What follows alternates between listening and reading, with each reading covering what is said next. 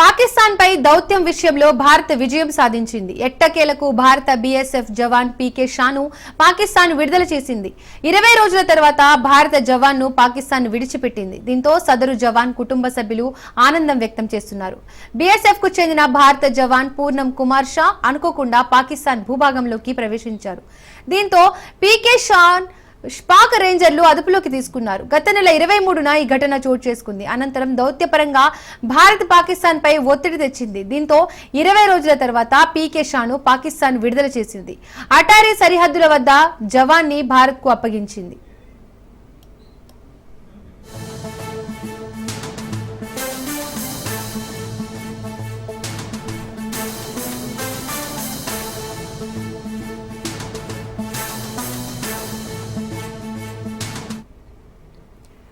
పాకిస్తాన్ పై దౌత్యం విషయంలో భారత్ విజయం సాధించింది. ఎట్టకేలకు భారత బీఎస్ఎఫ్ జవాన్ పీకే షాను పాకిస్తాన్ విడుదల చేసింది.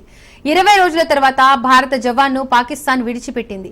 దీంతో సదరు జవాన్ కుటుంబ సభ్యులు ఆనందం వ్యక్తం చేస్తున్నారు. బీఎస్ఎఫ్ కు చెందిన భారత జవాన్ పూర్ణం కుమార్ షా అనుకోకుండా పాకిస్తాన్ భూభాగంలోకి ప్రవేశించారు. దీంతో పీకే షాన్ ను పాక్ రేంజర్లు అదుపులోకి తీసుకున్నారు. గత నెల 23న ఈ ఘటన చోటు చేసుకుంది.